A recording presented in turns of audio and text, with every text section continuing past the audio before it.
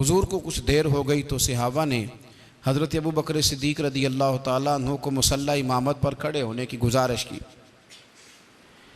अभी जमात शुरू ही हुई थी कि हज़रत सिद्दीक़ अकबर नमाज के मुसल्ले पे खड़े ही हुए थे कि हुजूर तशरीफ़ ले आए सल्लल्लाहु ताला अलैहि वसल्लम। हुजूर तशरीफ़ लाए। अब सहाबा ना हाथों पे हाथ मारने लगे, रास्ता देने लगे।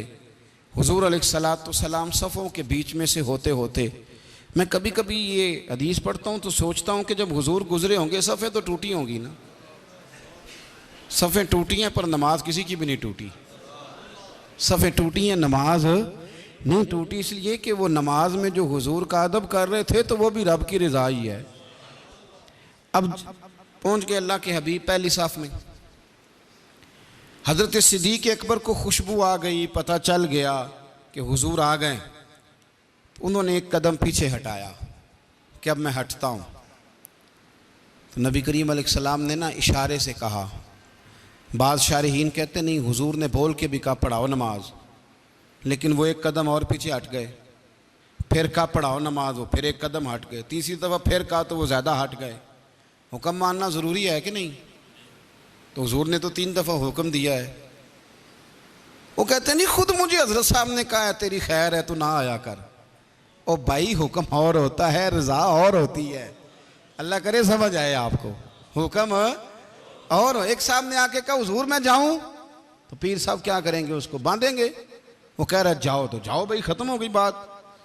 लेकिन तू सिर्फ हुक्म ना पूछ, जरा थोड़ा सा आगे भी बढ़, रज़ा भी देख कि वो चाहते हैं कि तू रहे कि या चाहते हैं जाए।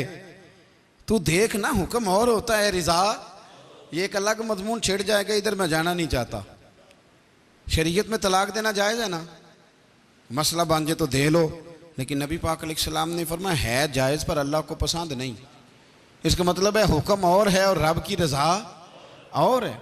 तो हम क्या करते हैं? हम कहते हैं वो जी मुझे खुद हुक्म हो गया तो बस छुट्टी हो गई। ओ खुदा के बंदे, कभी भांप तो सही, कभी करीब जा तो सही, कभी देख तो सही। कुछ ऐसे होते हैं कि दिल करता है तू ना जा, तू ठहर जा, तू रुक जा। तू कहता हुक्म था। ओ भाई छोड़, मेरे रसूल करीम अलैहिस्सलाम ने 3 दफ़ा फरमाया, 3 दफ़ा। लेकिन हज़रत सिद्दीक़ अकबर पीछे हटे, हुजूर मुसल्ले पे चले गए, नमाज पढ़ाई। क्या जुमला है, क्या अंदाज है, क्या तरीका है और क्या वफाक के निराले रंग हैं। हुजूर ने नमाज की तकमील पर फरमाया अबू बकर जब मैंने कहा था नमाज पढ़ाओ तो पढ़ाई क्यों नहीं? क्या अंदाज है, क्या तरीका। सरदार के बेटे थे, मालदार थे, खुद भी सरदार थे, बड़ा कुछ थे, लेकिन हुजूर के सामने हाथ बांध दिए और जुमला शानदार कहा। कहने लगे या रसूल अल्लाह, अब अबू काफा के बेटे की इतनी जुर्रत भी नहीं कि नबी को नमाजें पढ़ाए। रसूलुल्लाह सल्लल्लाहु अलैहि वसल्लम की इमामत करे, अब इतनी भी जुर्रत नहीं। और साथ रो पड़े, आंखों में आंसू आ। या रसूलल्लाह मैं और आपको नमाज पढ़ाऊं। भाई ऐने नमाज में अदब, रसूलुल्लाह का अदब और अदब के मियार शरीयत ने बयान किए।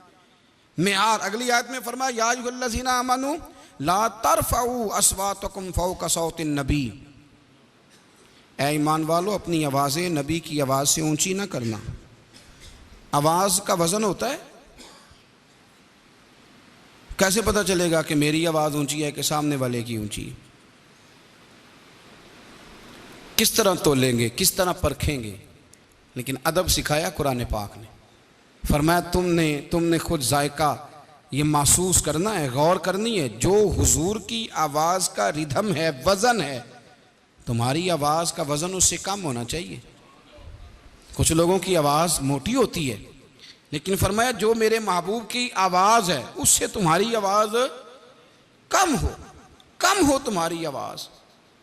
हज़रत शेख सादी रहमतुल्लाह अलैह फरमाया करते थे कि मैंने अपने शेख के दरवाजे पे देखा है, मुझे यूँ लगता था कि मेरे पीर भाई हज़रत की मौजूदगी में इशारों से बातें करते हैं।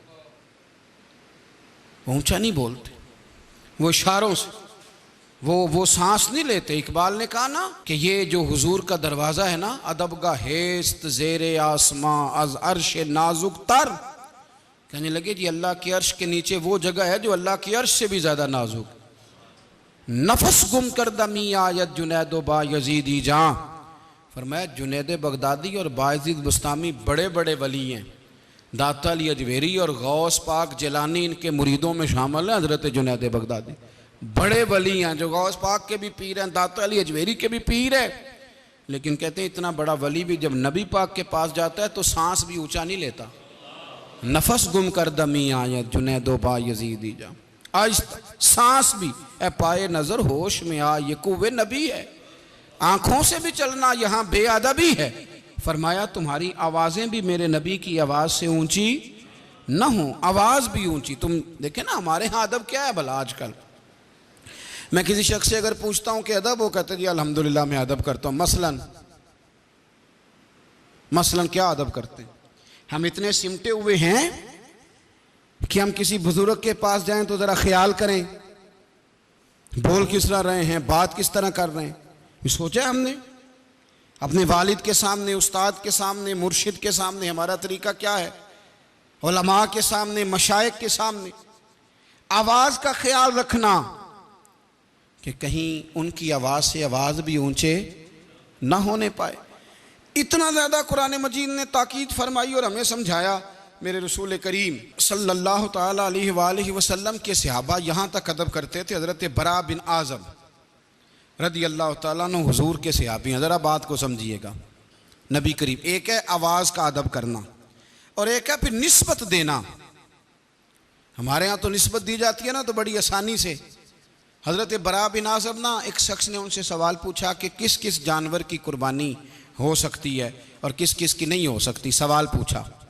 अब हज़रत बरा बिन आज़म कहने लगे नबी पाक सल्लल्लाहु अलैहि वसल्लम ने ना हमें बताया था कि ऊँट की भी हो सकती है। हुजूर ने उंगलियों पे गिन के बताया था।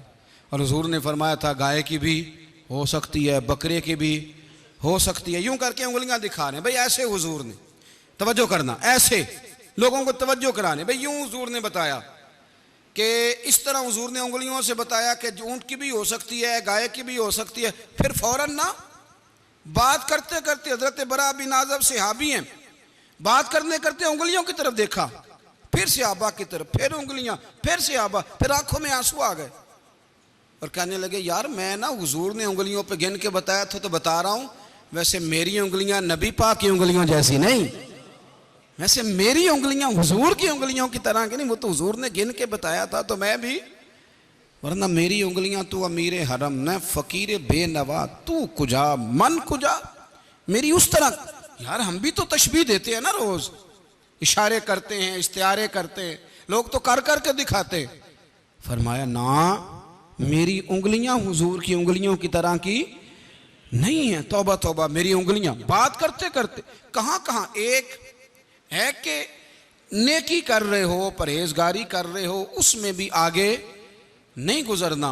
और फिर अपनी आवाज़ों का अदब, हमारी आवाज़ भी आवाज़ से आगे न चली जाए। और फिर ये कि आपने जब इशारा दिया, तशबीह दी, तो उस चीज़ का भी अदब है कि भाई मेरी उंगलियां हुजूर की उंगलियों की तरह की नहीं है। और फिर इतना अदब, हम ना पहली सीढ़ी नहीं चढ़े अदब की। हज़रत गौस आज़म रदी अल्लाह तआला अन्हु से किसी ने पूछा था हुजूर दीन को दो लफ्ज़ों में आपसे पूछें तो दीन क्या है? तो आपने फरमाया दो लफ्ज़ों में पूछना है तो दीन सारे का सारा अदब का नाम है। हमारे ज़माने में ना बेबाकी का दौर है। दो चार मसले किसी को आते हैं तो वो आके ना बताना ज़रूरी समझता है। उसको पता नहीं कि मैं क्या बात मुझे करनी है, क्या नहीं करनी। इमाम गज़ाली रहमतुल्लाह अलैह कहते हैं मैं अपने शेख का मुरीद हो गया। तो एक शख्स उनसे मसला पूछने आया मुर्शिद से, तो वो कहने लगे भाई इस सवाल का जवाब मुझे नहीं आता। कहते मैंने उस बंदे को ना पकड़ लिया, कोने में ले गया। मैंने कहा मैं तुझे बताता हूँ। कहते जब मैं बताने लगा तो मेरे शेख ने आवाज़ दी, कहने लगे गज़ाली मैं तेरा मुरीद ना हो जाऊँ? तुझे तो ज़्यादा मसले आते हैं, मुझे थोड़े आते हैं, तो फिर मैं तेरा मुरीद ना हो जाऊँ? कहा हुजूर क्या मतलब? फरमाने लगे तेरा क्या ख्याल है, मुझे नहीं जवाब आता था। मैंने तो इसलिए नहीं बताया कि बाज़ों का सवाल का जवाब देने में भी तकब्बुर होता है, इंसान के अंदर चीज़ उछलती है।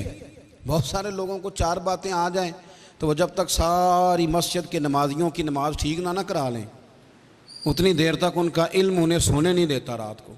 और तहकीक करने निकले हुए हैं बेचारे, तहकीक करने निकले हुए हैं। तहकीक नहीं कर रहा तो बेअदबी कर रहा है। वो मेरे मौलाना ने मसला बयान किया तो मैं उधर भी जाऊंगा पूछने के सही है कि नहीं, उधर भी जाऊंगा। एक साहब मुझे भी फ़ोन करने लगे जी वो मौलाना ने आज अजीब बात कर दी, हालांकि उन्हें 30 साल हो गया जुमा पढ़ाते, आज उन्होंने अनोखी बात कर दी है, ये बात गलत है। मैंने एक दो और मुफ्तियों से भी पूछा है, तो मैं आपसे भी पूछ रहा हूँ। मैंने कहा कितने साल हो गए? आपने खुद ही बताया 30। तो मैंने कहा 30 सालों में जो उसने सही बातें की हैं वो भी आपने किसी को बताई हैं? 30 सालों में एक गलती भी तो बंदे को लग ही जाती है ना। मेहरबानी कर यार, जो उन्होंने बाकी सारी सही बताई हैं उनका जिक्र कर, ये तो बेअदबी है। आपको पता है हमारे सूफिया ने लिखा है कि अपने शेख को, अपने उस्ताद को तबलीग करना भी मना है आम आदमी का। आप जाके उस्ताद जी को नहीं कह सकते कि उठे नमाज का टाइम हो गया। सोए हों तो बात अलग है, लेकिन बैठे हों तो आप नहीं कह सकते चलो नमाज पढ़ लो। वो शेख हैं आपके, किस हिकमत से बैठे हैं, क्यों बैठे हैं, किन वजूहात पे बैठे हैं, ये आपको समझना चाहिए। कुछ चीज़ें ऐसी होती हैं जो तफसील तलब नहीं होती, लेकिन हमारे यहाँ मिजाज बन गया है जिसको 4 लफ्ज़ आ जाते हैं वही सबसे बड़ा शेख होता है। ये बेअदबी है। और बेअदब आदमी जो होता है ना बेसुकून होता है। बेअदब आदमी बेकैफ होता है। उसे लफ्ज़ों का हेर फेर आ भी जाए तो इबादत की लज्जत नहीं आती। हाँ, उसकी शहवतें उस पर गलबा कर जाती हैं। वो कई दफ़ा नफ्स की गुलामी का शिकार होता है। अदब हुसन है, अदब वकार है, अदब के अंदर जाज़बियत है। मेरे रसूल करीम नबी रहमत रसूल अकरम सल्लल्लाहु तआला अलैहि वसल्लम के सहाबा, हुजूर बहुत सारे आदाब बताते नहीं थे कि इस तरह करो, लेकिन जब आपने अदब करना हो तो फिर अदब आ भी जाता है। लेकिन जब इरादा ही ना हो फिर कैसे आएगा? फिर इंसान बहाने करता है। हज़रत असला बिन शुरैक हुजूर के सहाबी थे।